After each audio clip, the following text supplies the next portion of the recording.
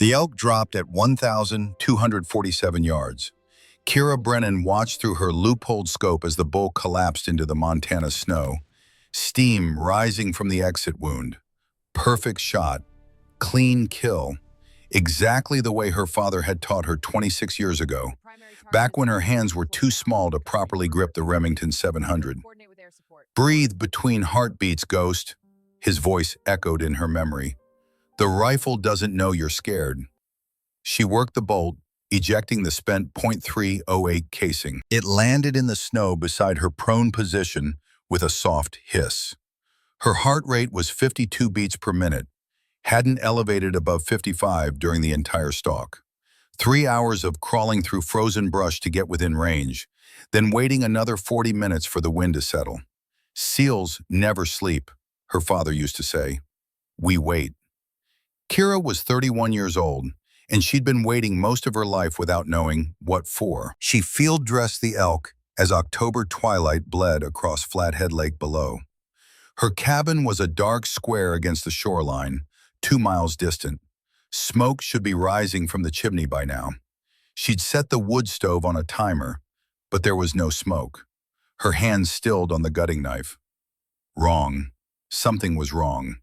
She left the elk, grabbed her rifle and pack, started moving downslope through the pines, using every bit of fieldcraft her father had drilled into her. Step on rocks, not twigs.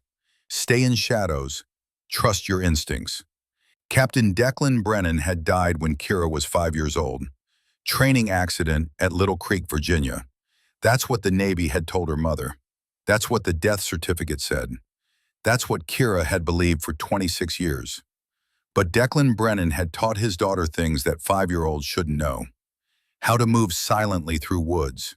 How to read terrain like a book. How to shoot. How to survive. Just in case, Ghost, he'd said during their last weekend together. Just in case Daddy can't always be there. 3 weeks later, he was gone. Kira reached the tree line above her cabin at 18:47 hours. Full dark in 30 minutes. She bellied down in a shallow depression, screened by serviceberry bushes, and glassed the property through her rifle scope. The cabin looked normal. Her truck was parked where she'd left it. The solar panels on the roof were intact. The motion sensor lights hadn't triggered, but the smoke bothered her. She pulled out her phone and checked her security app. 12 cameras covered the property in overlapping fields of fire. Her father had been paranoid. Apparently, genetics were real. The cameras showed nothing.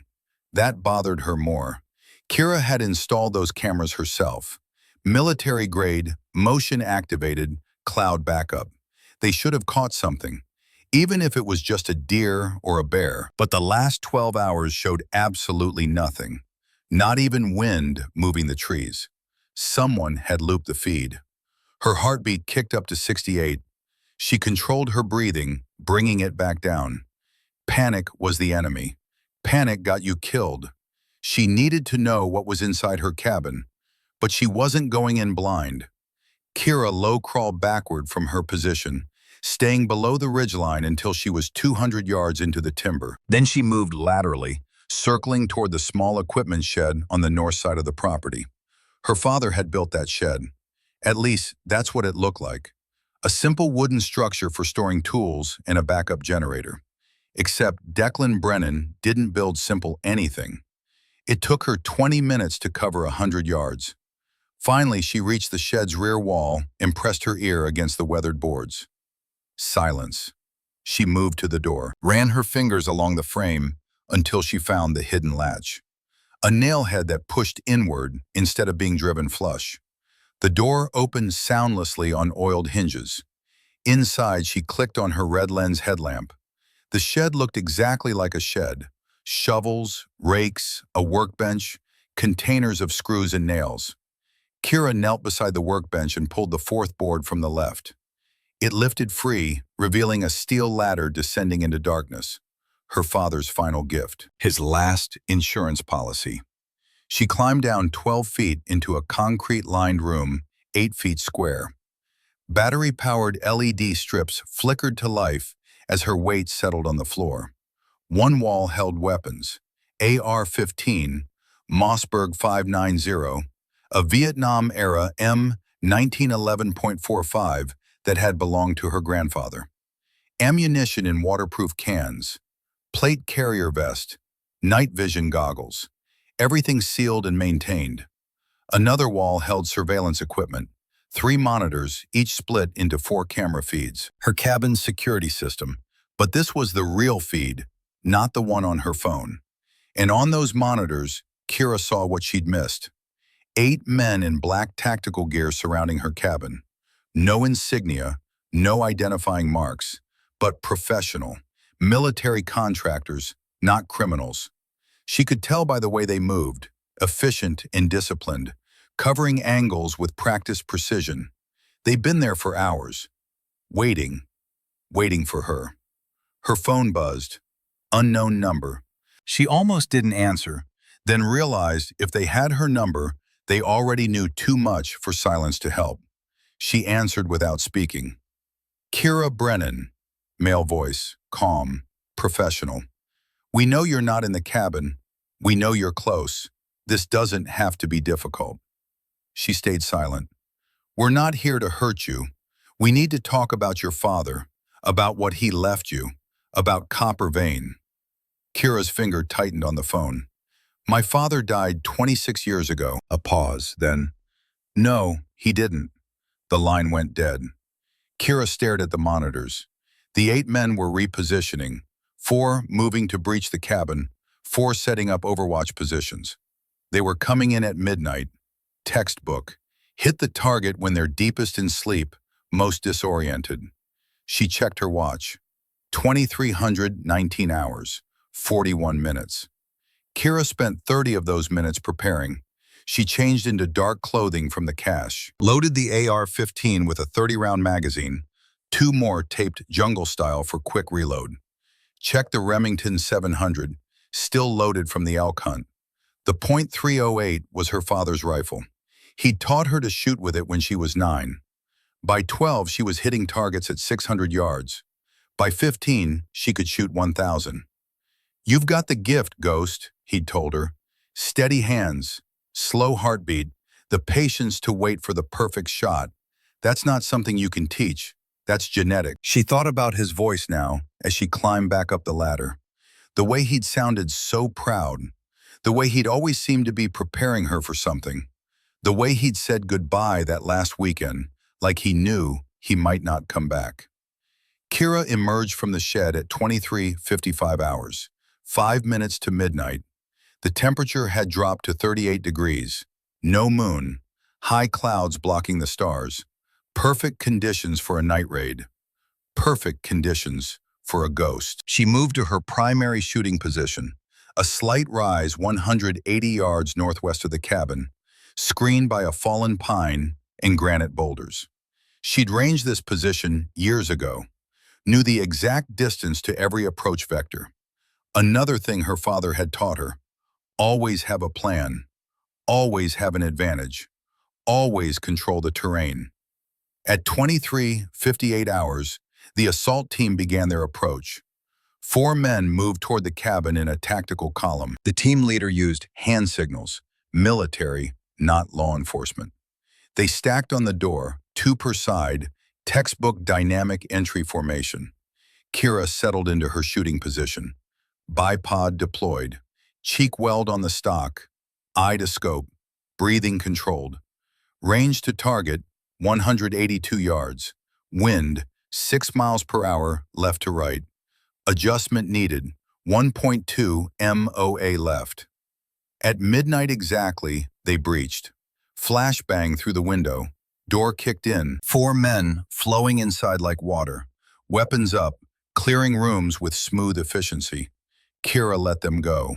She was waiting for the team leader to emerge. 19 seconds later, he did.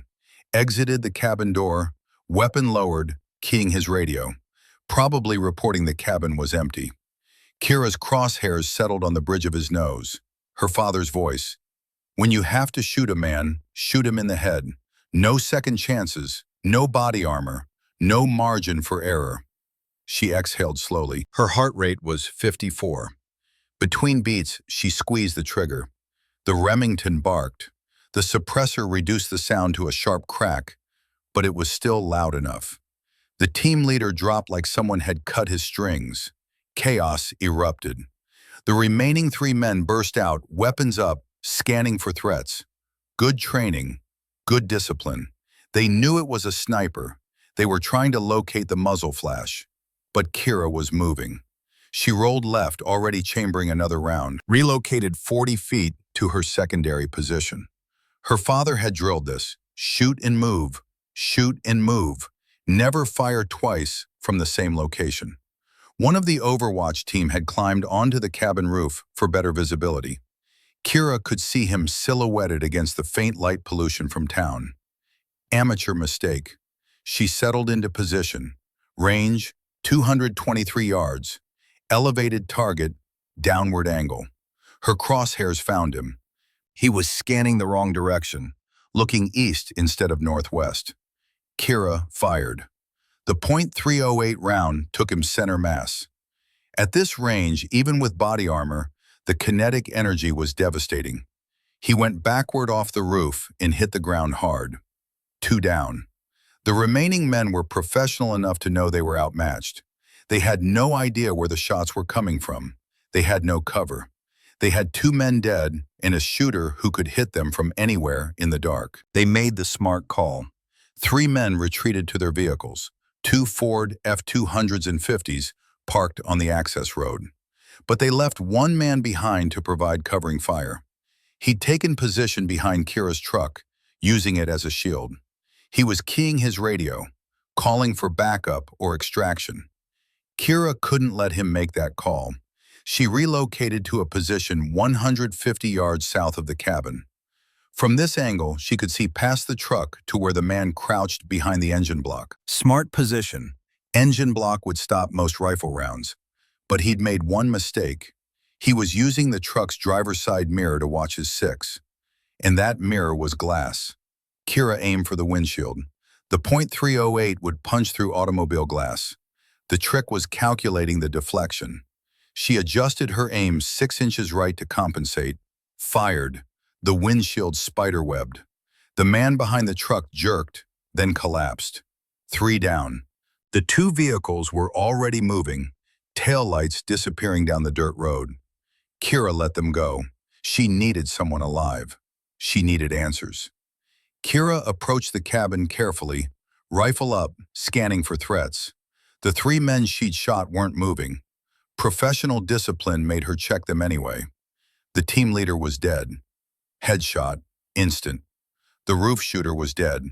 The truck shooter was still breathing. Barely. She'd hit him through the shoulder, not center mass. The windshield deflection had been worse than she'd calculated, but it meant he might survive long enough to talk.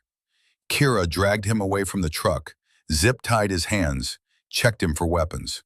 Found a Glock 19, 2 spare magazines, a knife, and a radio. No ID. No insignia on his gear. Even his weapon had the serial number filed off. Professional contractors, the kind governments hired when they wanted deniability. She applied pressure to his shoulder wound with a trauma pad, not to save him, to keep him conscious. "Who sent you?" she asked. He was maybe 35, fit, military haircut, the kind of man who'd spent years in uniform before going private. "Fuck you," he gasped. Kira pressed on the wound. He screamed. "That's the wrong answer. Who sent you?" "Northern Star," he choked out. "Northern Star Defense Contracting." "Why?" "Recover copper vein materials. Bring you in alive if possible." "What's copper vein?" He laughed, which turned into a cough, blood on his lips. She'd hit something important after all. "You don't know? Jesus, they didn't tell you anything." He coughed again. "Your father, he didn't die in 1998. Training accident was bullshit. Cover story." Kira's hands stilled. "What?" "Captain Declan Brennan. Died 2011, Afghanistan. Operation Copper Vein." He was fading now, shock setting in.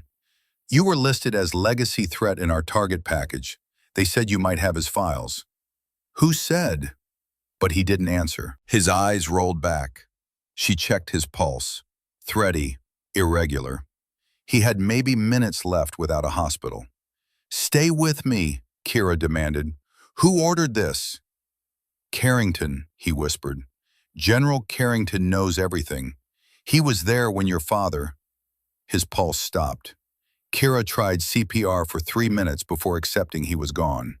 She sat back on her heels, surrounded by 3 dead men and the ruins of her quiet life. Her father hadn't died in 1998. He died in 2011, and someone had spent 13 years lying to her about it. The sound of vehicles approaching brought her back to the present. Multiple engines, moving fast. She grabbed her rifle and was halfway to the tree line when 3 trucks roared into her driveway. Not contractors this time. Military bearing. Older men. Moving with the kind of confidence that came from decades of experience. The lead man stepped out of the first truck. Silver hair, maybe late 60s, lean and hard like weathered wood.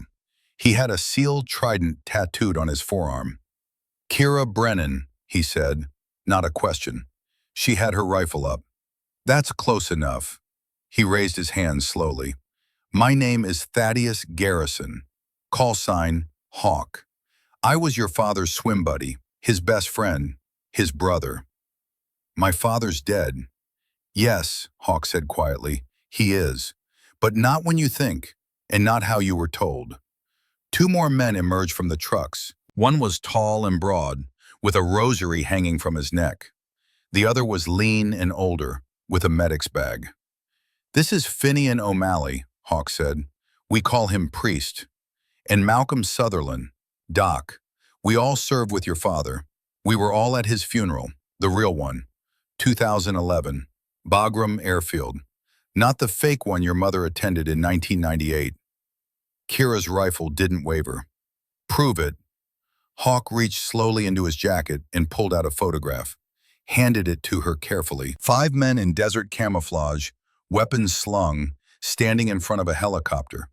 The photo was creased and faded, but she recognized the man in the center immediately. Her father. Older than she remembered, gray in his beard, lines around his eyes, but unmistakably him. The date stamp in the corner read, 15th of April, 2011. "We've been looking for you for 3 months, Hawk said. "Ever since we learned Northern Star was activated. We were too late to stop the raid, but we got here as fast as we could." "Why?" Kira's voice cracked.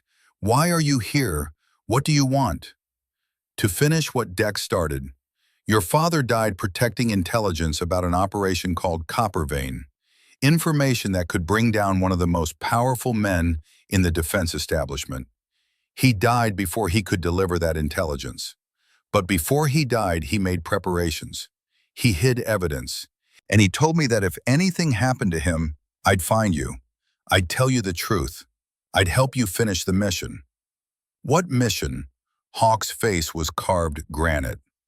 13 years ago, your father and his team were sent to Afghanistan to recover Soviet-era uranium from an abandoned mine.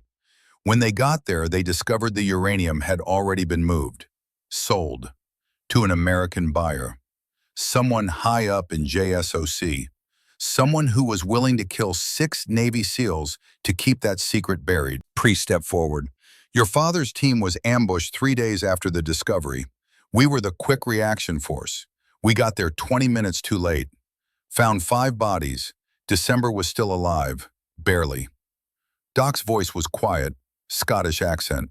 "He lasted long enough to tell us what happened, to tell us who betrayed him, to tell us to find his daughter, to tell us that Ghost would finish the stalk." Kira stared at them. "Ghost?" "Your call sign," Hawk said. "The one Det gave you when you were 6 years old and learned to move through the woods like you weren't even there. He used to talk about you all the time. How you could shoot, how you thought tactically, how you had the instincts of a natural operator.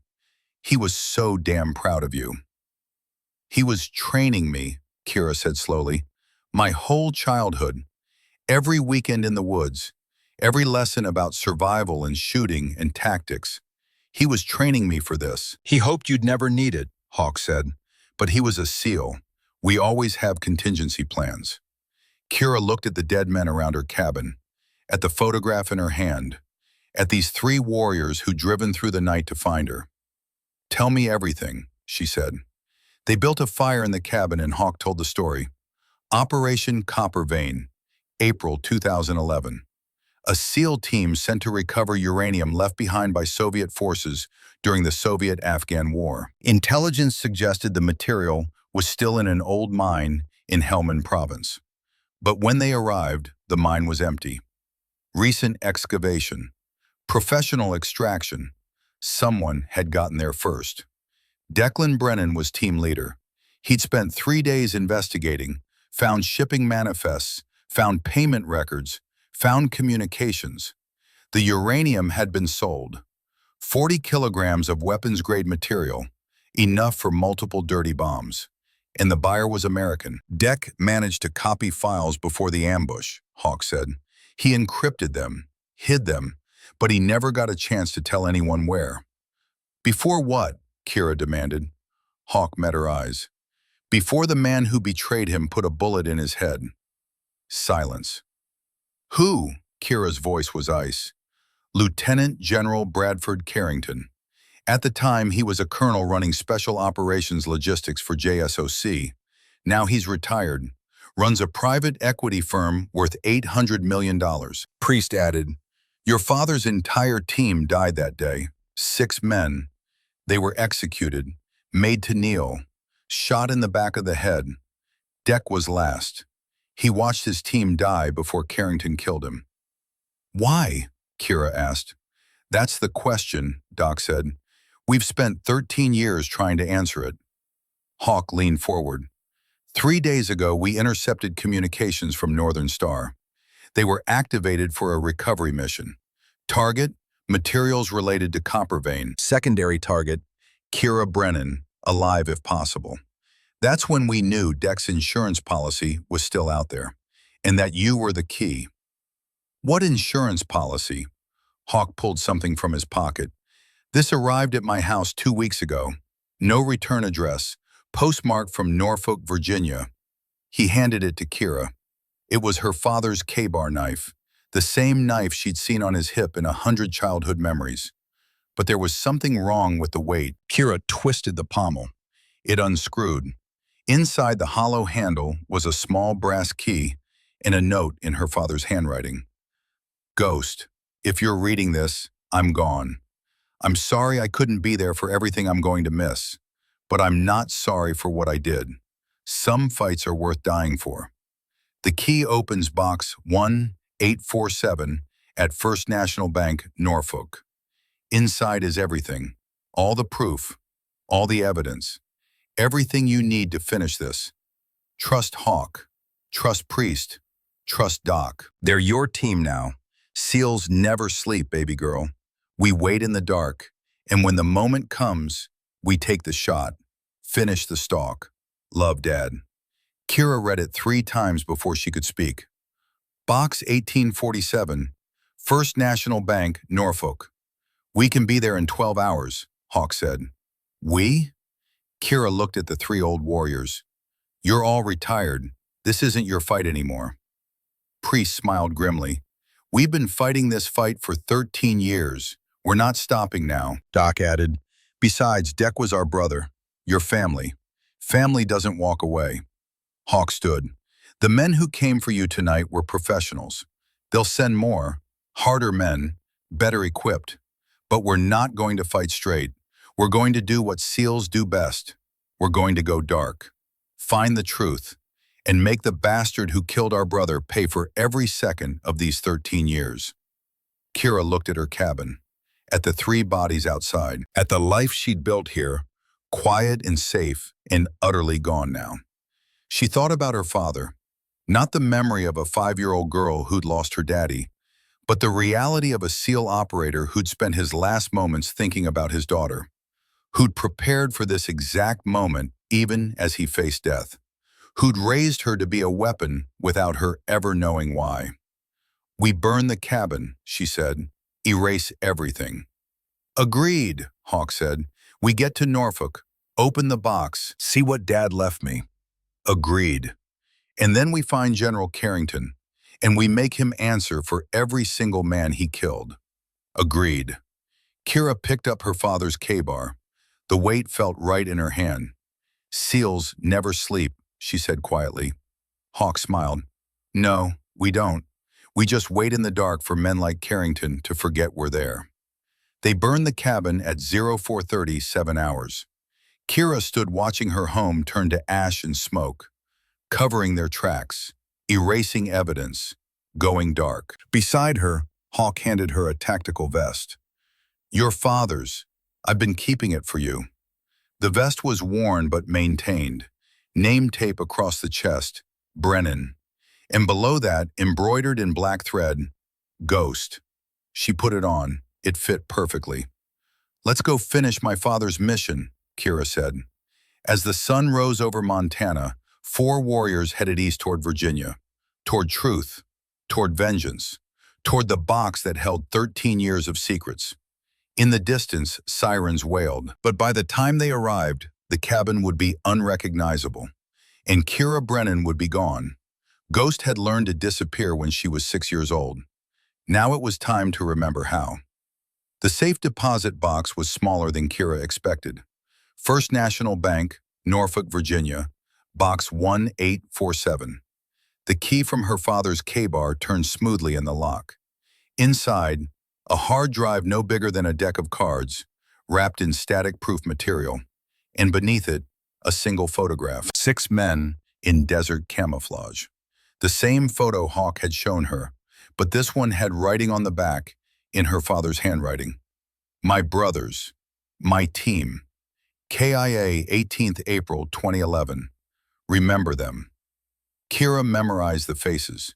Chief Petty Officer Garrett Holloway, Petty Officer Liam Kavanaugh, Petty Officer Ronan Thatcher, Lieutenant Donovan Ashcroft, Senior Chief Wade Fitzgerald, and her father, Captain Declan Brennan. 6 men who discovered something worth killing for. 5 men who died for, and 1 who disappeared. Fitzgerald, Kira said, pointing to the 6th face. Hawk said 5 bodies. What happened to him? Hawk's expression darkened. Wade survived the ambush, took 3 rounds but made it out. By the time he was stable enough to debrief, someone had gotten to him. He refused to talk. Medical discharge 6 months later. Last anyone heard, he was in Alaska, off-grid. He's alive? Maybe, if paranoia and PTSD haven't killed him yet. Priest took the hard drive. This is military-grade encryption. We'll need serious computing power to crack it. I know someone, Doc said. Works at NSA. Retired, but he's got the gear. They left Norfolk in 2 vehicles and headed to a farmhouse in Shenandoah Valley.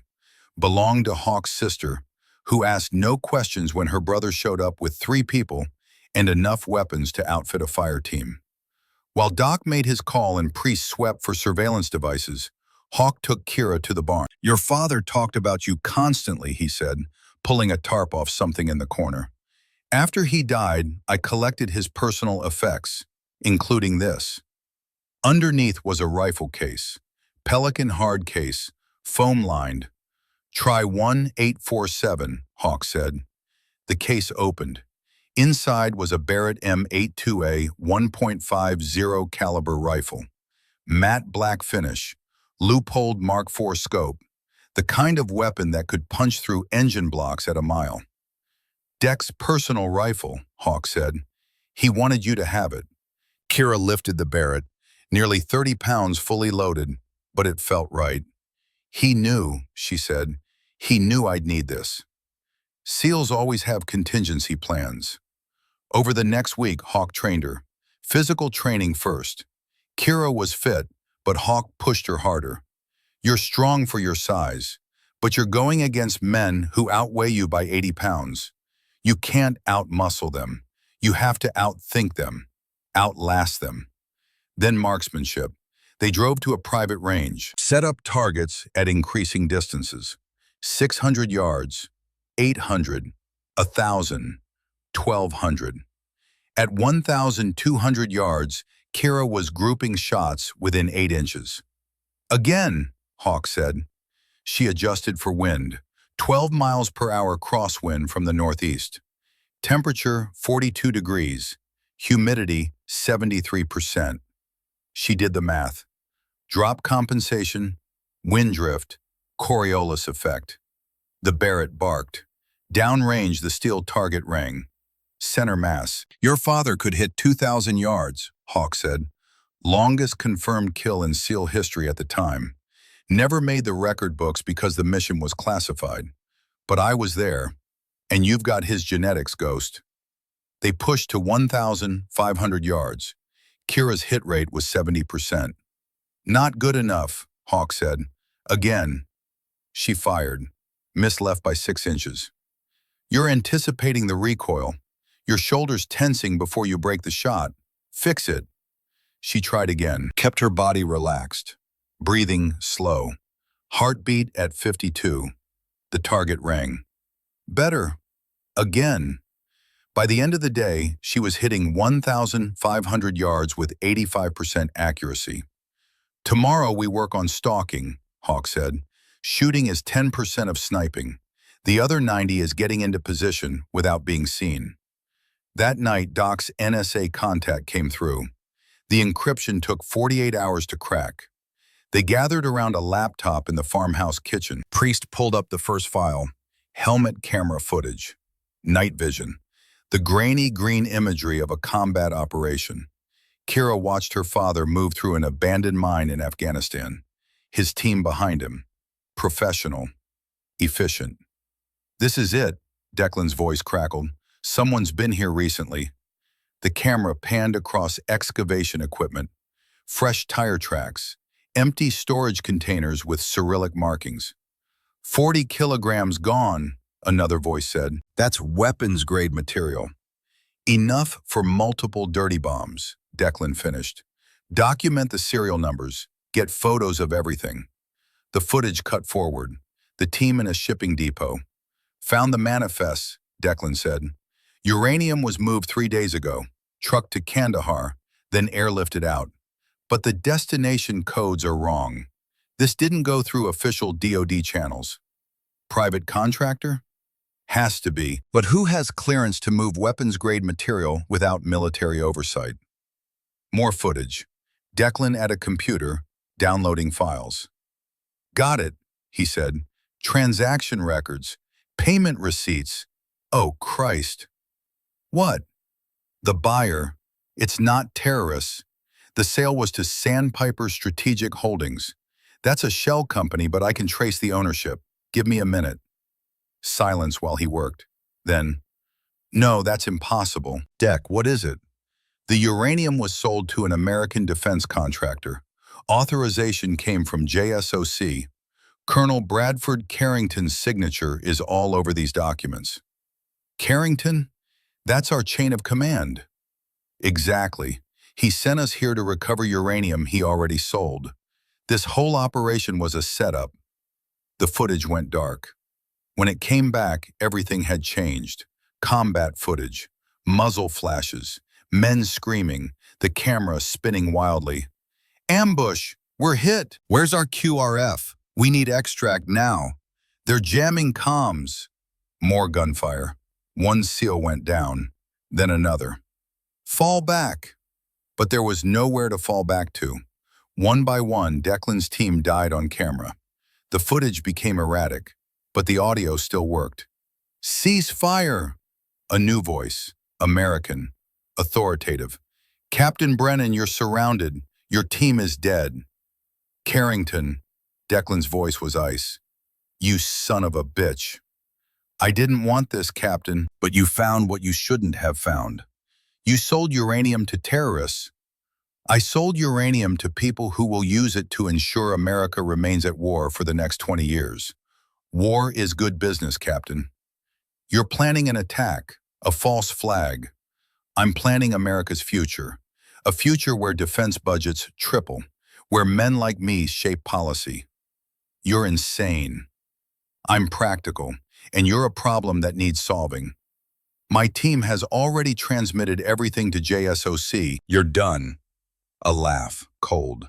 No, Captain, I've been monitoring your communications. Nothing went out. Your QRF isn't coming. By the time anyone realizes you're missing, you'll all be listed as killed in action by Taliban forces. Someone will know. Who? Your swim buddy Garrison? They follow orders, and the orders will say you died in combat. Heroes' funerals, flag-draped coffins. I have insurance, files, evidence.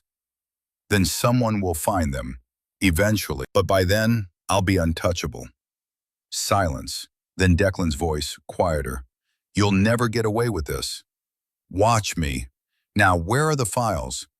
Go to hell. The sound of a gunshot. Then another. Then four more in rapid succession. The camera showed sky. Declan's breathing, ragged and wet. Where are they? Carrington's voice, closer. Tell Ghost. Declan was dying. Tell her to finish the stalk. Ghost? Your daughter? She's 5 years old, Captain. Declan laughed. It sounded like drowning. You don't know my daughter. She's got my blood, my training. Someday she'll find you. And when she does, SEALs never sleep. One final gunshot. The camera went dark. The kitchen was silent. Kira's hands were shaking. Not from fear, from rage. He knew, she said. My father knew he was going to die, and his last thoughts were about me. Hawk's face was stone. Priest had tears running down his weathered cheeks. Doc stared at the blank screen. There's more, Priest said quietly. Financial records, transaction histories, shell company structures. Everything Declan had downloaded before the ambush. The uranium sale was there. 40 kilograms, $50 million. Buyer listed as Sandpiper Strategic Holdings. Priest traced the ownership, 7 layers deep before they found the real owner. Bradford Carrington. Lieutenant General Bradford Carrington, retired. CEO of Carrington Global Enterprises. Net worth, $800 million. Jesus, Doc breathed. The files went deeper. Plans, schematics, target analysis, and a name, Sandpiper Protocol. What's Sandpiper Protocol? Kira asked. Priest opened another file. His face went pale. The file showed a shipping container. Inside, carefully packed among foam and lead shielding, was the uranium. 40 kilograms weaponized into a dirty bomb. Conventional explosives wrapped around the uranium core. The blast wouldn't be nuclear, but it would spread radioactive material across a massive area. Hundreds dead immediately. Thousands more from radiation poisoning. The target was listed, Port of Baltimore, Container Terminal 14. The detonation date, October 31st, 2024. Kira looked at the calendar. October 24th, 7 days. There's a political summit scheduled for November 1st, Hawk said. In Baltimore, the president, Joint Chiefs, 200 top officials. Carrington's going to detonate a dirty bomb the day before, Priest said. Blame it on Iranian sleeper cells or ISIS. Create massive panic. Massive pressure for military response. And massive defense contracts, Doc added. Congress would write a blank check. He's going to murder hundreds of people, Kira said. Just for money. Not just money, Hawk corrected. Power. The ability to shape American foreign policy for decades. Kira stood, started pacing. We can't go to the FBI. He has moles everywhere. Agreed, Hawk said. We can't evacuate Baltimore. Same problem. Agreed. Which leaves direct action. We find the bomb. We disable it. We stop him ourselves. 4 people, Priest said, against a man who has unlimited resources and a private army. 4 SEALs, Hawk corrected, and 1 ghost who can shoot like her father. They spent the next 3 days planning. Hawk pulled maps of Baltimore Port. Priest hacked Northern Star's personnel files. Doc researched bomb disposal, and Kira trained. Long-range shooting until her shoulder was bruised. Stalking practice until she could move within 10 feet of Hawk without him hearing. Equipment familiarization until she could field strip the Barrett, blindfolded. On the third day, Hawk took her to a different range. Your father's record was 2,187 yards, he said. Helmand Province, 2009. Taliban commander about to execute 3 Marine prisoners. December made the shot on the first try. No spotter, just him, his rifle, and pure instinct. He set up a target at 900 yards, drew a 4-inch circle in the center. That's a human hand holding a detonator. At 900 yards, in combat conditions, there'll be wind, movement, stress. Can you make that shot? Kira settled into position, checked range, checked wind, did the calculations. Drop at 900 yards, approximately 268 inches. Wind drift at 15 miles per hour, 38 inches. Temperature, 40 degrees, minimal effect. She adjusted her scope, controlled her breathing, fired. Downrange, the 4-inch circle disappeared. Direct hit. Again, Hawk said. She fired 5 more times, hit 4 times out of 5. Not good enough, Hawk said. At that distance, you need perfect. Again. They trained until dark. By the end, she was hitting 9 times out of 10. Better, Hawk said. But in the field, 10 out of 10 is the only acceptable standard. That night, they received a message. Priest's NSA contact had been monitoring communications related to Sandpiper Protocol. The message was simple. Carrington was scheduled to inspect the bomb personally on October 29th. He's going to be there, Kira said, at the port, in person. It's an opportunity, Hawk said, but also a trap. He'll have security. Priest pulled up deployment schedules. Minimum 20 contractors, probably 30. 30 against 4, Doc said. We're not fighting 30 men, Hawk said. We're ghosts. We get in, disable the bomb, get proof, and get out. The next morning, a visitor arrived. He came on foot, approaching with hands visible. Skinny, bearded, eyes that had seen too much. Hawk recognized him. Wade Fitzgerald, the 6th SEAL, the one who'd survived. Fitzgerald looked rough, worn clothes, weathered skin, but his eyes were sharp. Heard you were looking for me, he said. Took me a while to believe it was safe. How did you find us? Priest asked. Doc's NSA friend isn't as subtle as he thinks. He looked at Kira. You're Ghost. You look like him. Like Deck. You knew my father. I watched him die. I was the only one who made it out. Took 3 rounds. Played dead. Listened to Carrington execute the team one by one. Heard your father's last words. Why didn't you report it? Kira demanded. I tried. Soon as I got to Germany, I told everyone. You know what happened? They sedated me. Said I was in shock. Said my memories were trauma-induced hallucinations. By the time I could push back, Carrington had covered his tracks. I was medically discharged and strongly encouraged to retire quietly.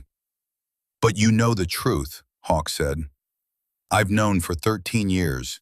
It's been eating me alive. Fitzgerald pulled out another hard drive. Deck gave this to me right before the ambush. Said if anything happened, hide it. Keep it safe. Don't trust anyone until Ghost came looking. Priest took the hard drive, plugged it in. More files, more evidence. Video of Carrington meeting with foreign buyers.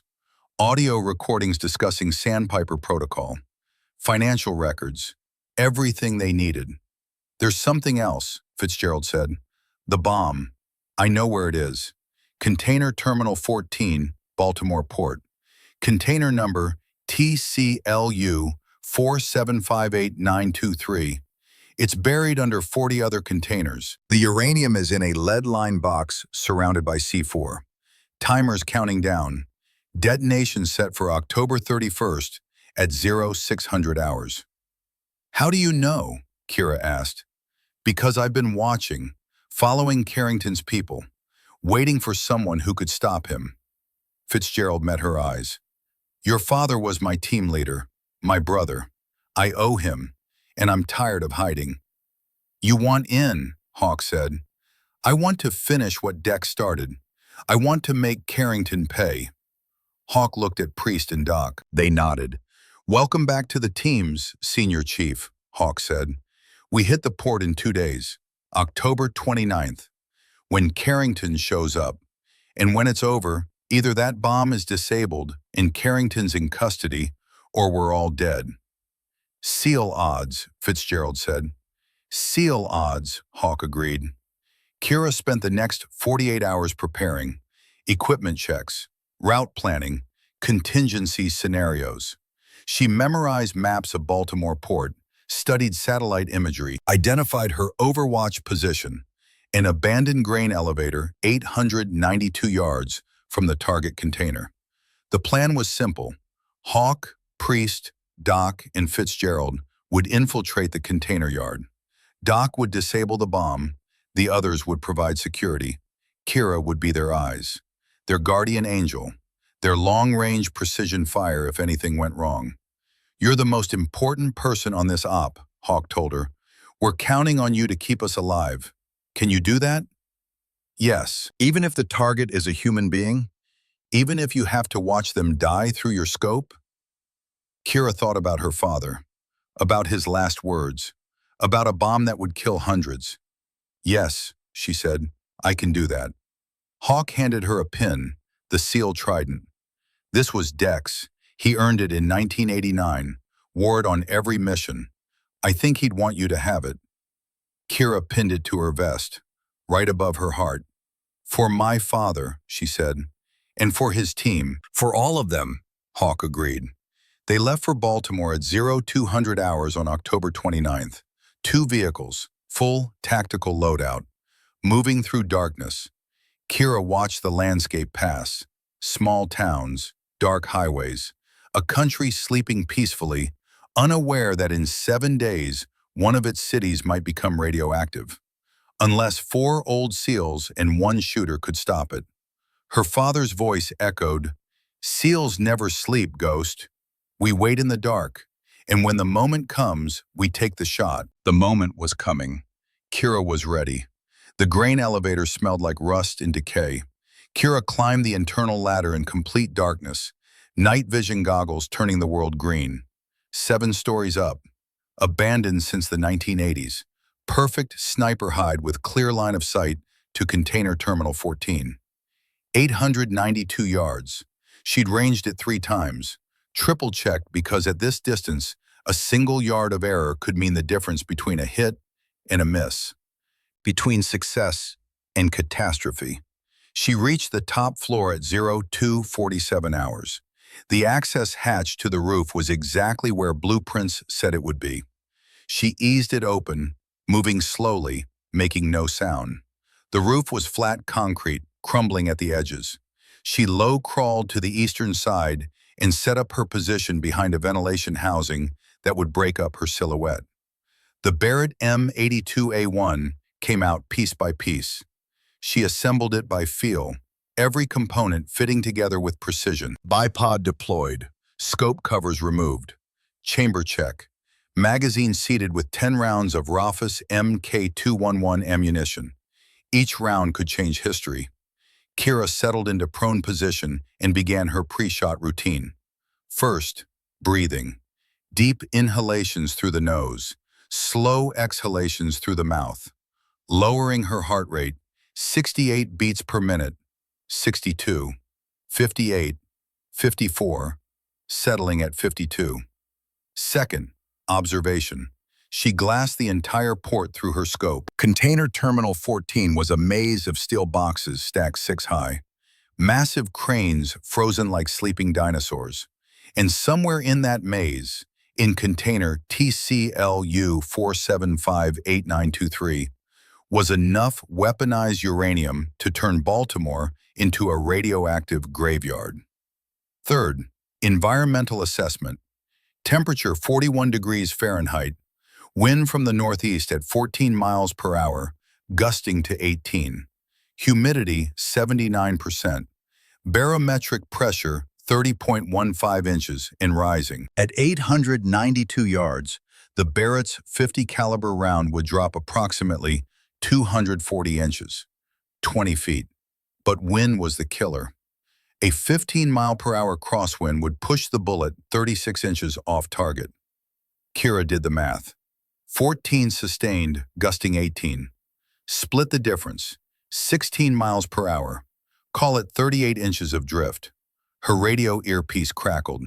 "Ghost, Hawk, radio check."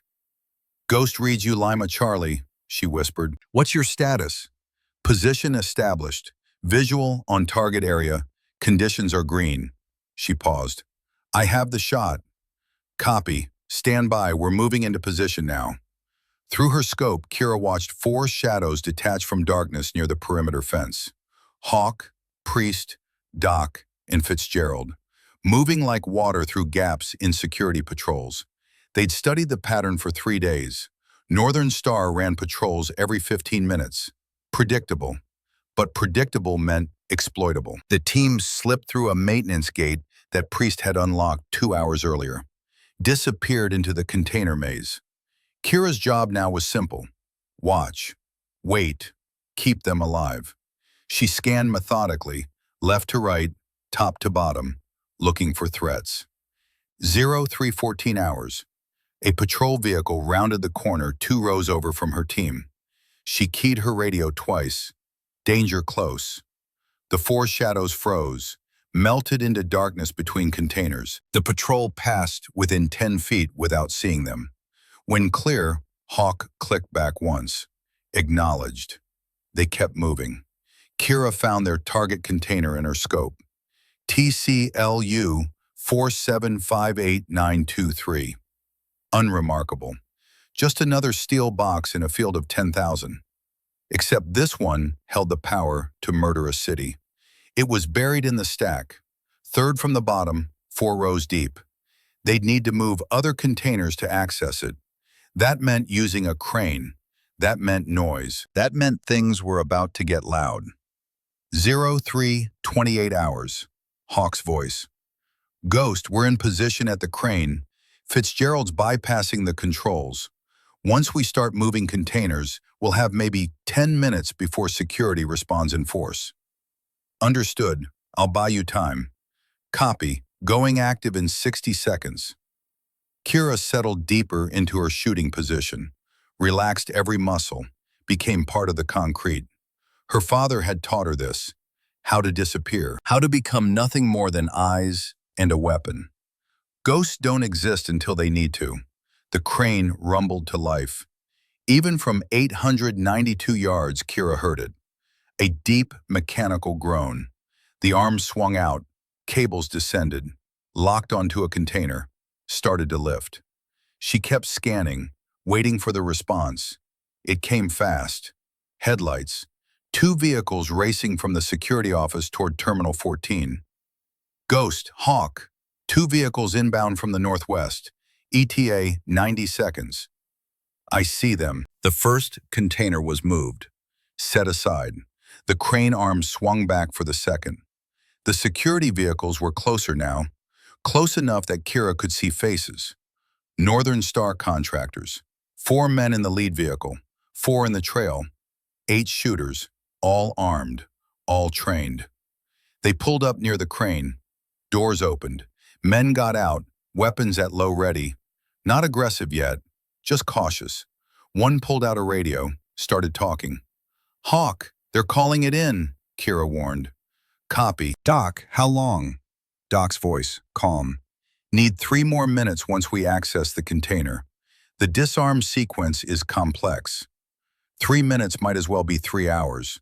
The contractors were spreading out, moving toward the crane.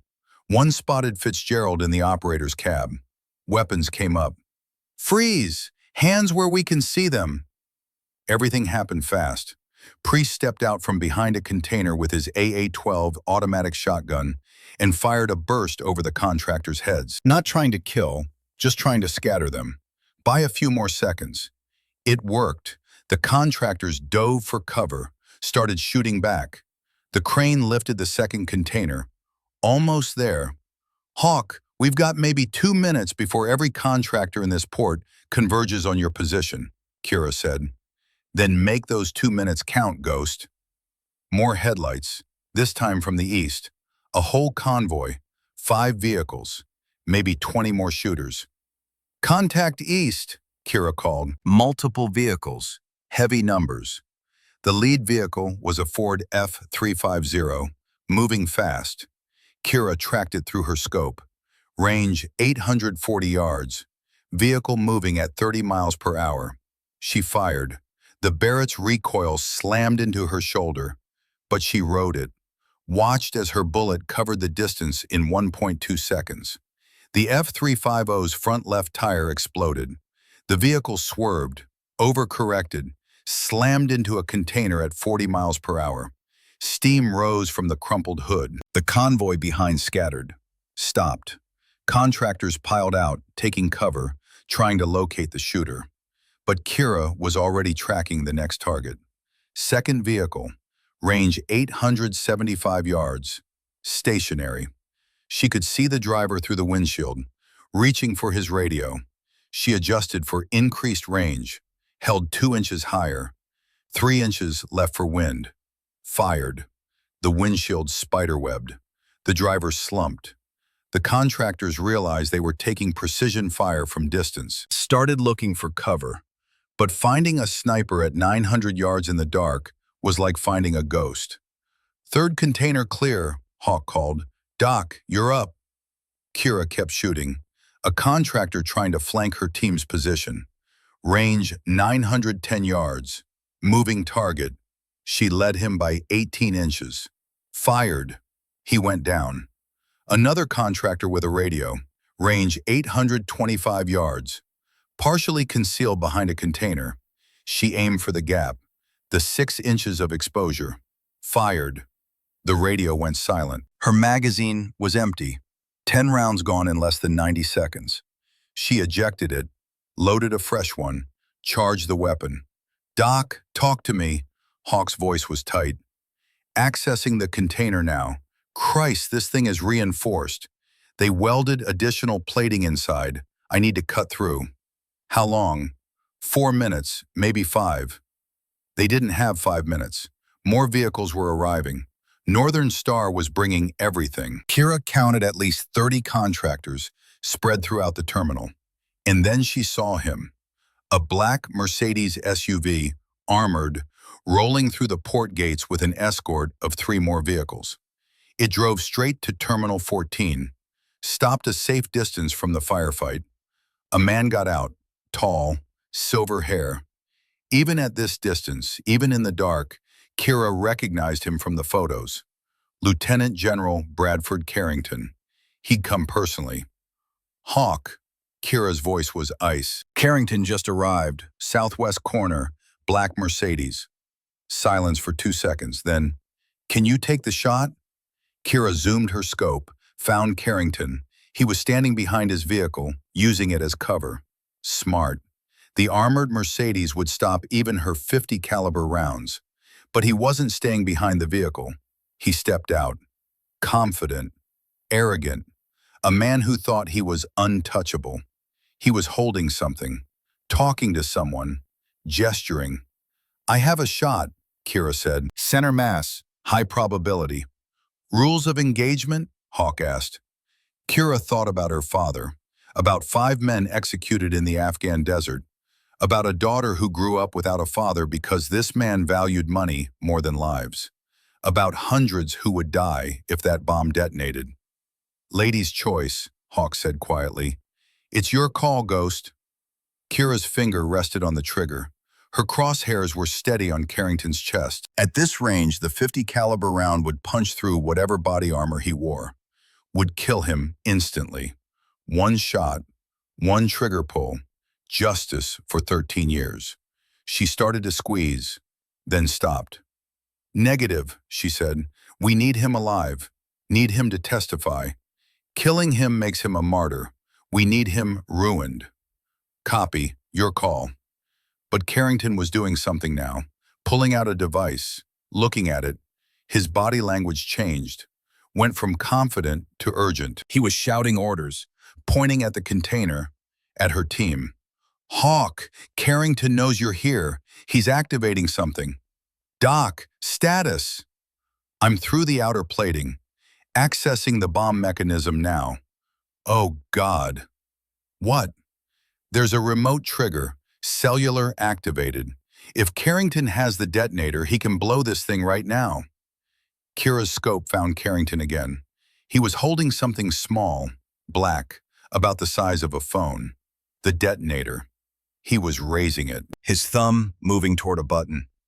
Hawk, he's going to blow it. He's going to detonate right now. Ghost, take the shot. Target the detonator. Kira's world narrowed to the circle of her scope. Target, detonator in Carrington's hand. Size, approximately 4 inches by 6 inches. Range, 947 yards. Wind, northeast, 16 miles per hour sustained, gusting to 20. Angle, 42 degrees downward from her elevated position. Movement, Carrington was raising his hand. Moving target, the math flooded her brain. Range, 947 yards. Barrett ballistic drop at 950, approximately 276 inches. But downward angle of 42 degrees. Cosine of 42 degrees is 0.743. Effective range reduction to 703 yards equivalent. Actual drop call, 198 inches. Wind drift at 947 yards with 16 mile per hour crosswind, 38 inches right to left. Target is moving, raising hand upward at approximately 1 foot per second. Need to lead the movement. And the target is 4 inches wide. At 947 yards, a 4-inch target is 0.4 MOA. The Barrett M82A1 is accurate to approximately 1.5 MOA under perfect conditions. This shot is mathematically improbable. This shot is nearly impossible. Her father's voice. Trust your training, Ghost. When the moment comes, you'll know. This was the moment. Kira's breathing slowed. Her heartbeat, elevated from the firefight, began to drop. 70 beats per minute. 65. 60. She forced it down through pure will. 58. 54. 52. The crosshairs settled on the detonator. She could see Carrington's face now. Determined. Angry. A man who just realized his empire was crumbling and was willing to murder hundreds to protect it. His thumb was moving to the trigger button. She adjusted her scope, dialed in the elevation. 198 inches of drop. Held left edge of the detonator for wind drift. 38 inches. Carrington's hand was still rising. She led the movement. 20 inches above current position. Her finger on the trigger. Smooth, steady, pressure building gradually. Her heartbeat, 52, 51, 50, between pulses, the space where nothing exists except the shooter and the target and the impossible distance between them. She fired. The Barrett roared. Recoil drove into her shoulder. The muzzle flash lit up her position for a fraction of a second. Flight time, 1.4 seconds. Kira kept her eye to the scope. Watched the bullet arc across nearly 1,000 yards of night air. Watched it fall. Watched it drift. Watched physics and mathematics and 13 years of training converge on a 4-inch target held in a murderer's hand. The detonator exploded. Literally exploded. The 50 caliber round hit it dead center. The device shattered into fragments. Carrington's hand jerked back. He screamed. She could see blood. The round had grazed his palm, taken 2 fingers, but he was alive. And the bomb didn't detonate. Target hit, Kira called. Detonator destroyed. Carrington is wounded, but mobile. Chaos at the port. Carrington was on the ground, clutching his hand. His security detail was scrambling. Some ran to him. Others were trying to locate where the shot came from. But 947 yards was too far. They had no idea. Doc, finish the job, Hawk ordered. On it. Give me 90 seconds. Those 90 seconds were the longest of Kira's life. She kept watch through her scope, kept the perimeter secure, kept counting threats. Northern Star contractors were pulling back now, confused, their command structure collapsing. Carrington was being loaded into his Mercedes. The vehicle was retreating. Hawk, Carrington is extracting. Southwest exit. Let him go. We need the bomb disabled first. Kira watched the Mercedes disappear. Part of her wanted to put a round through the engine block. Stop him. Make him pay right now. But Hawk was right. The mission was the bomb. Done, Doc's voice. Bomb is disabled. Timer stopped at 4 minutes, 37 seconds. Jesus, that was close. Priest, grab the evidence. Everything. Photos, samples, the works. We need proof. Copy. Fitzgerald, prep the exfil vehicle. Already on it. Ghost, cover our movement. We're pulling out in 60 seconds. Kira tracked them through her scope. Watched her team extract from the container. Watched them move through the maze. Watched them reach their vehicle, a panel van parked 3 rows over. Watched them drive away. Ghost, we're clear. Get out of there. She broke down the Barrett with practiced efficiency. 30 seconds to disassemble. Another 30 to pack. She was moving toward the roof hatch when she heard it. Helicopter, coming fast from the south. She looked up, saw the searchlight sweeping the port. The lights swept across the grain elevator, paused, came back. They'd found her position. Ghost, we've got a helo on you. Hawk's voice was urgent. Get out now. Kira ran. Down the ladder, 7 stories in the dark, her pack bouncing, the Barrett case banging against her legs. She could hear the helicopter getting closer. The searchlight was flooding through the windows. She hit the ground floor and ran for the exit, burst outside into the night air. The helicopter was right there, 50 feet above her, searchlight pinning her. Loudspeaker.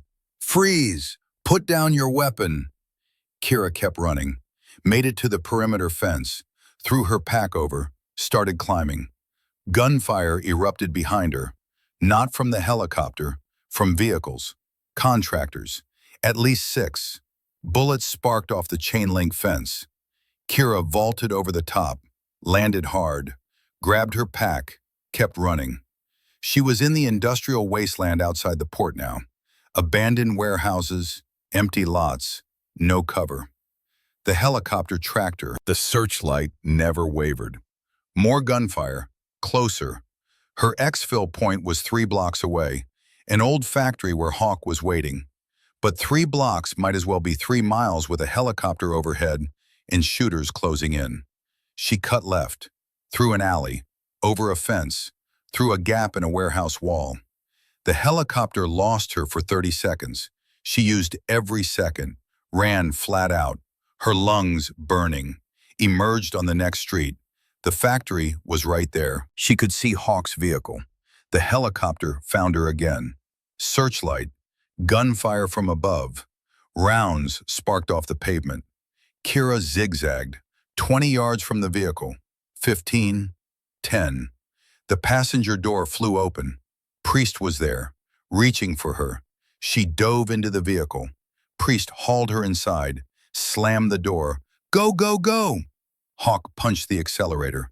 The van's tires screamed. They rocketed forward.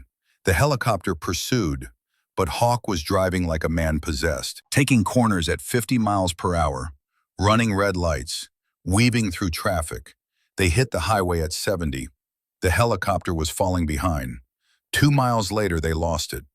Hawk took 3 random exits, doubled back twice, changed vehicles at a pre-positioned site.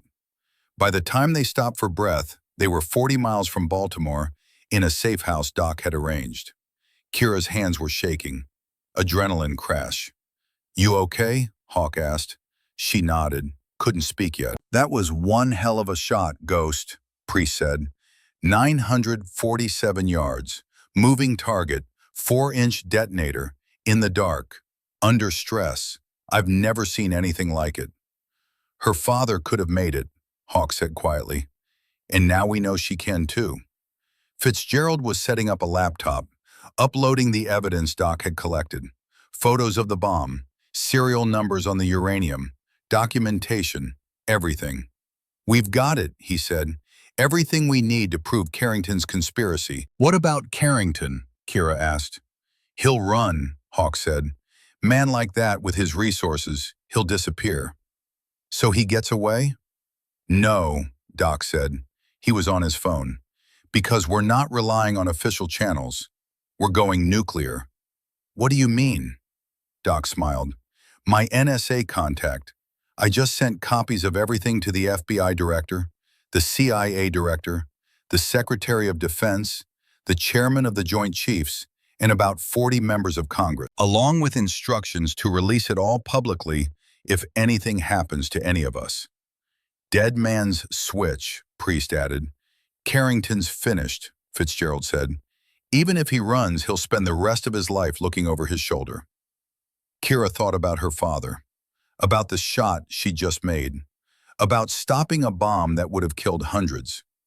It's not enough, she said. Carrington needs to face justice, needs to stand trial. Agreed, Hawk said, which is why we're not done. Over the next 72 hours, the world shifted. The FBI raided Carrington Global Enterprises, seized servers, arrested executives, froze accounts. Carrington himself disappeared. His private jet left Virginia the night of the port operation, headed to the Cayman Islands. But when it landed, he wasn't on it. Northern Star Defense Contracting was raided simultaneously. 23 contractors arrested. The story broke on the news. Former general accused of terrorism plot. The details were sanitized, classified, but enough leaked to destroy Carrington's reputation. And through it all, Kira and her team stayed hidden, ghosts watching from the shadows. On the fourth day, they received a message through secure channels from FBI Deputy Director Sienna Cordell. She wanted to meet. They chose neutral ground, a park in Annapolis, public enough to be safe, private enough to talk. Cordell was maybe 50, gray hair, sharp eyes, 30 years in federal law enforcement. Commander Garrison, she said, shaking Hawk's hand, we've been looking for you. We have questions. We have answers, Hawk replied, but first we need assurances. What kind? That everyone involved in stopping Carrington gets immunity, that the evidence we provided is used to prosecute everyone in the conspiracy, and that certain details remain classified. Such as who disabled the bomb, who made the shot that stopped Carrington, who's been investigating this for 13 years without official sanction. Cordell studied them. You operated outside the law, conducted surveillance, hacked computer systems, engaged in a firefight at Baltimore Port that left 3 contractors wounded and caused millions in property damage. We stopped a dirty bomb from killing hundreds of people, Priest said flatly. Respectfully, ma'am, I think that balances the scales. Cordell smiled slightly. I agree, which is why I'm authorized to offer full immunity in exchange for cooperation. The evidence you provided is solid. We've already built cases against 47 individuals, but we need your testimony. And Carrington? Kira asked. We're hunting him. Every intelligence agency in the world is hunting him. We've frozen his assets, revoked his passport, put him on every watch list. He can't move money, can't travel openly. He's a dead man walking. That's not good enough, Kira said. I want him in custody. I want him on trial. I want him to face what he did. Cordell looked at her. Really looked. You're Declan Brennan's daughter. Yes. The shot at the port, the 947-yard shot that destroyed the detonator, that was you. Kira didn't answer. I read the file on your father, Cordell continued. He was one of the best snipers in SEAL history, longest confirmed kill, multiple decorations, died stopping a conspiracy that went to the highest levels. And apparently he trained his daughter to finish what he started. Are we under arrest? Kira asked. No, you're heroes, all of you, but heroes who need to be careful. Carrington still has friends, people who want this buried. Let them try, Fitzgerald said quietly. Cordell handed Hawk a folder. This is everything we know about Carrington's location. Last confirmed sighting was in Morocco. We lost him after that. Our analysts think he's heading for Syria or possibly Russia. You're telling us this why? Hawk asked. Because officially I can't authorize a team to go after him in a foreign country. The diplomatic complications would be nightmare fuel. But unofficially, she met his eyes. If someone with the right skills happened to locate him and happened to convince him to return to U.S. jurisdiction for trial, well, I can't control what private citizens do on their own time. Hawk took the folder. Understood. After Cordell left, they gathered at the van. She's giving us permission to hunt him, Doc said. She's giving us intelligence and looking the other way, Hawk corrected. Either way, we know where to start. Morocco, Priest said, studying the folder. Last seen in Tangier. That's a smuggler's paradise. It's also confined geography, Fitzgerald added. Port City, limited exit points. If we move fast, we might catch him. They all looked at Kira. This is your call, Ghost, Hawk said. Your father, your mission, your decision. Do we go after him? Kira thought about it, about the last 3 weeks, about discovering her father's real death, about training, about the firefight at the port, about a 947-yard shot that had saved hundreds of lives, about the man who'd murdered her father and tried to murder a city. We go, she said. We find him, and we bring him home to face justice. It'll be dangerous, Hawk warned. We'll be operating in a foreign country with no official support. If something goes wrong, no one's coming to save us. Seal odds, Kira said. Hawk smiled. Seal odds. They flew to Morocco the next day. Commercial flight. False passports courtesy of Priest connections. Tangier was exactly as advertised. Ancient city, modern chaos. A place where anything could be bought and anyone could disappear. They started with Carrington's known associates. Doc worked intelligence contacts. Priest worked the criminal underground. Fitzgerald worked the ex-military contractor network. On the third day, they got a hit. A private boat, 50-footer, scheduled to leave Tangier Marina in 18 hours. Destination, Alexandria, Egypt. From there, easy access to Syria. The boat's passenger manifest listed one name, Marcus Sullivan. But the photo was definitely Carrington. Older, beard, glasses, but the same face. We take him on the boat, Hawk said. Wait until they're in international waters. Board at night, capture him, sail back to U.S. jurisdiction. Problem, Fitzgerald said. The boat has a crew of 6, all former military contractors, all loyal to Carrington. They'll fight. So we fight better, Priest replied.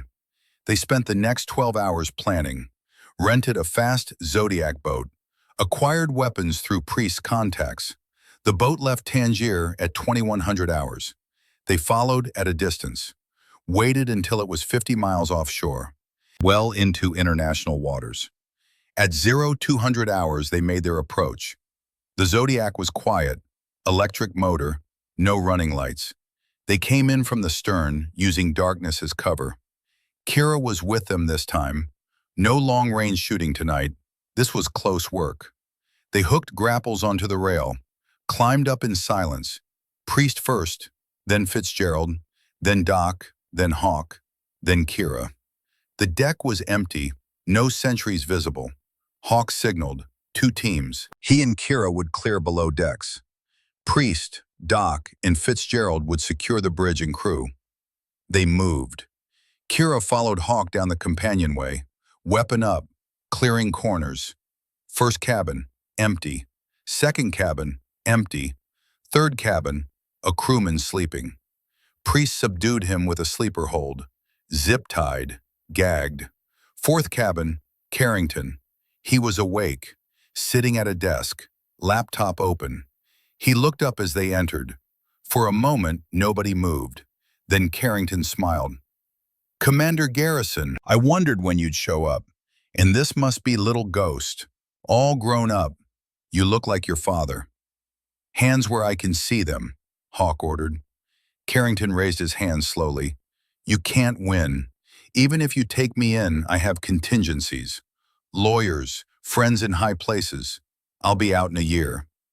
We'll see, Hawk said. Your father died screaming, Ghost, Carrington said conversationally. Did you know that? He was so brave at first, defiant. But at the end, when he knew he was finished, he begged me to spare his daughter. Kira's finger tightened on her trigger. He said you were just a child, Carrington continued. Said you knew nothing. Said you were innocent. And I believed him. So I let you live. Biggest mistake of my life, apparently. Shut up, Kira said. Make me. Carrington's smile widened. Or shoot me. Go ahead. You're no different than me. We both kill for what we believe in. Kira hit him. Not with the gun, with her fist.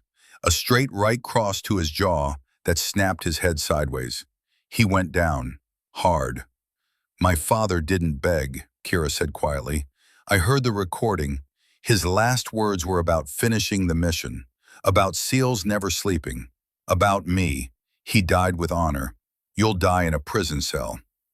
They zip-tied Carrington, secured the crew, turned the boat around. It took 3 days to sail back to U.S. territorial waters. 3 days with Carrington in the cabin, guarded around the clock.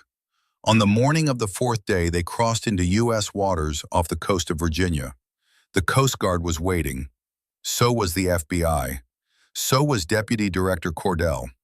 They transferred Carrington into federal custody, watched him get loaded onto a helicopter, watched him disappear toward a future of courtrooms and prison cells. Cordell approached Hawk. This never happened. Officially, Carrington was apprehended by FBI agents in Morocco with cooperation from Moroccan authorities. You were never here. Understood. But unofficially, she shook all their hands. Thank you for your service, for your sacrifice, for finishing the mission. 3 months later, Kira stood in Arlington National Cemetery.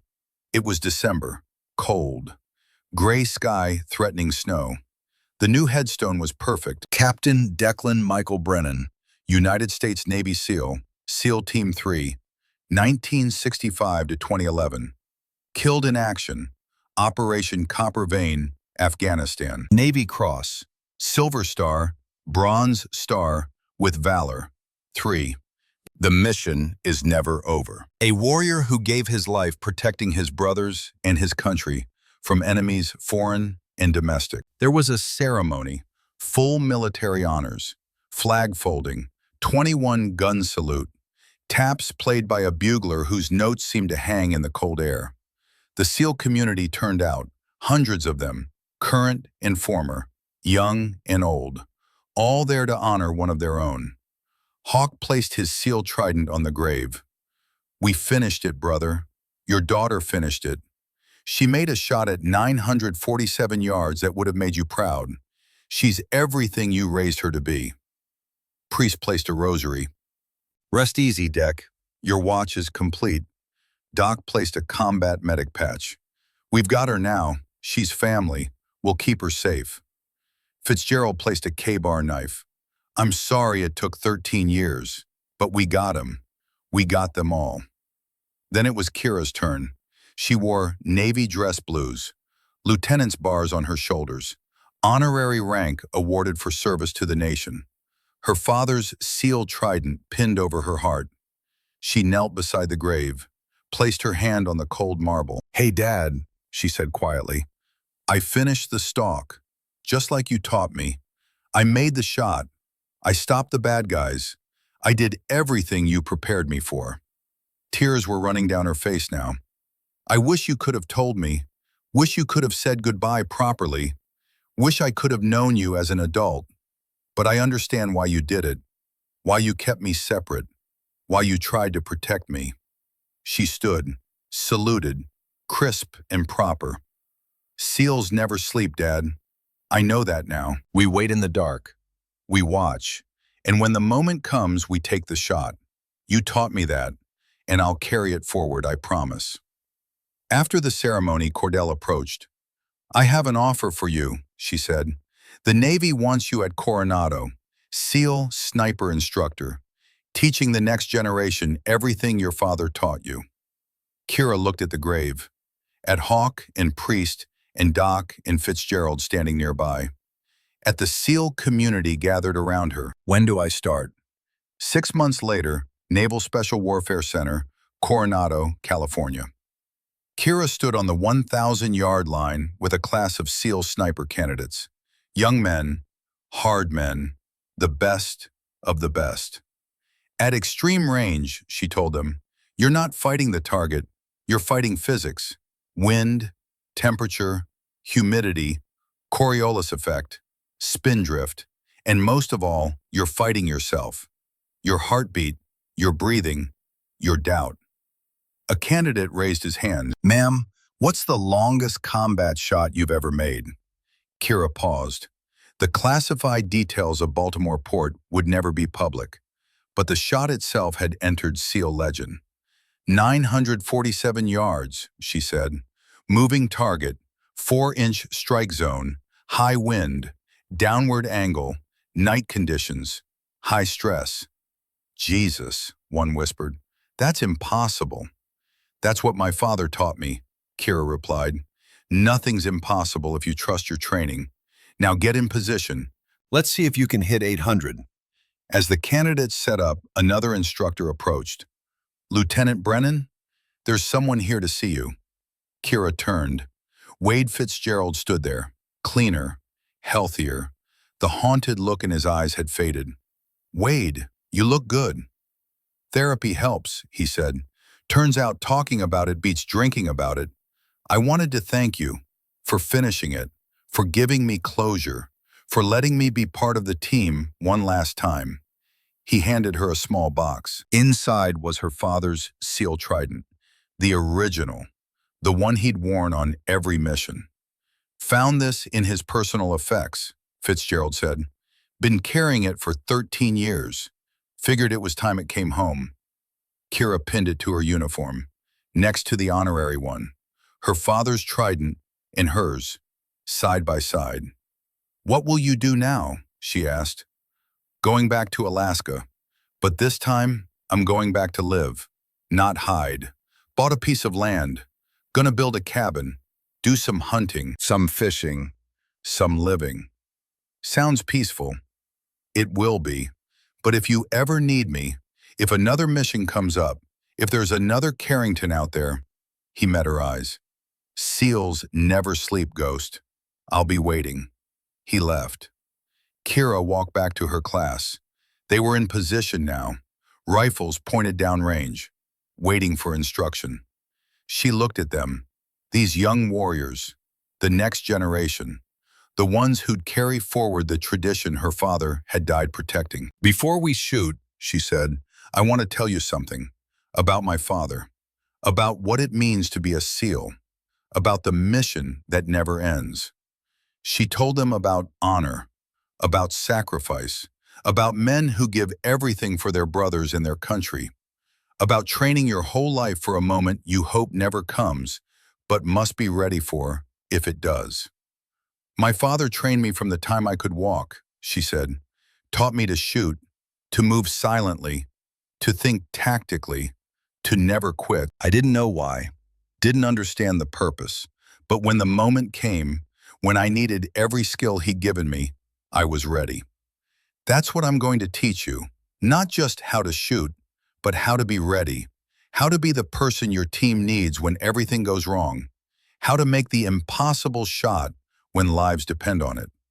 Because someday you'll be 947 yards from a target you have to hit, and you'll only get one chance. And everything you learned here will come down to that single moment, that single shot. She paused. My father's last words were about me, about finishing the mission, about SEALs never sleeping. He died knowing I'd carry forward what he started, that I'd take the impossible shot when it mattered. And I did. Now it's your turn to learn, your turn to train, your turn to prepare for the moment that will define everything. She walked behind them, checked positions, adjusted stances, corrected breathing. Control your heart rate, she instructed. Slow and steady. Find the space between beats. That's where the shot lives. One candidate fired. Missed low. Again, Kira said. Calculate the drop. Trust the math. He fired again. Hit the target. Center mass. Better. Again. The afternoon sun was setting over the Pacific, painting the sky orange and red. The kind of sunset her father used to love. Kira stood behind her students. Watch them shoot. Watch them learn. Watch them become the warriors America would need tomorrow. And somewhere, she knew her father was watching too. The mission was complete, but the mission was never over. SEALs never sleep. They just wait in the dark for the next moment that matters, for the next impossible shot, for the next time a ghost needs to finish the stalk. And when that moment comes, when the crosshairs settle and the trigger breaks and the bullet flies true across impossible distance toward an impossible target, they'll be ready, just like Declan Brennan trained them to be, just like Kira Brennan would train the next generation, just like SEALs had been ready for 50 years and would be ready for 50 more. Because some missions never end, some legacies never die, some ghosts never rest. They just wait and watch. And when the moment comes, they take the shot.